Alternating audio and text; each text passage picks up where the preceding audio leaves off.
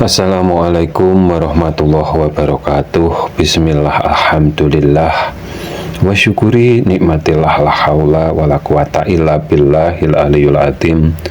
Dalam cerita Mahadewa dan Dewa Brahma, yang ada Mahadewa duluan, setelahnya Dewa Brahman. Mohon maaf yang kami ceritakan ini dewa yang ada di India atau pemahaman dewa yang ada di sana, karena kisah dewa ada juga dari Romawi dan nama atau penyebutannya berbeda. Dalam cerita dewa yang ada di India dikisahkan dengan adanya lingga yoni. Bagi yang laki-laki disebut dewa, bagi yang perempuan disebut dewi. Siapakah sebenarnya Mahadewa dan Dewa Brahman itu? Sebelum menjawab siapa mereka, mari kita ke kisah masa lalu atau kisahnya Nabi Musa. Karena kalau dilihat dari adanya Samiri yang membuat patung sapi dari emas dan dipujanya, dan Nabi Musa dari keturunannya Nabi Ishak dan ajarannya kurang lebih sama dengan yang diajarkan bapaknya para nabi atau Nabi Ibrahim.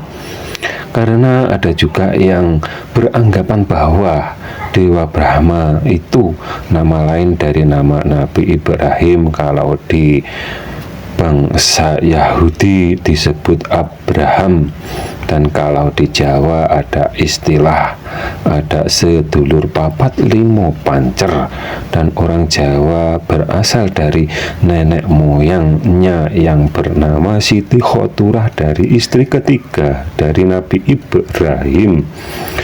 Untuk menjawab siapa yang dimaksud Mahadewa dan Dewa Brahma, dan apa hubungannya dengan judul yang kami sebutkan. Di sana ada lingga yoni, dan yang ada duluan Mahadewa, setelahnya Dewa Brahma.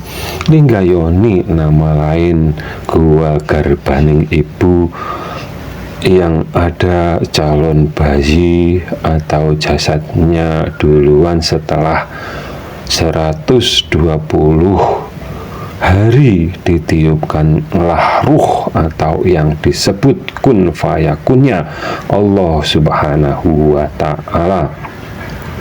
Mahadewa itu jasad atau jasmaninya manusia, sedangkan Dewa Brahma yang digambarkan berkepala 4 itu bila rohaninya manusia yang telah diilmui dengan ma'rifat ke-zatnya.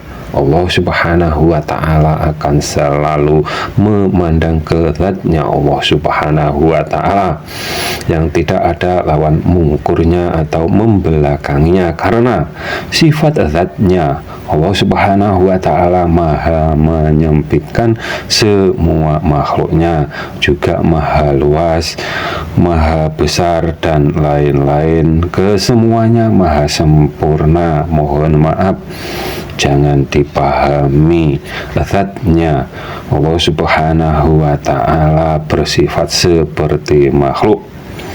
Sebelum dewasa, mukal dapat mengenal atau mengetahui atau ma'rifat ke zatnya Allah Subhanahu wa ta'ala.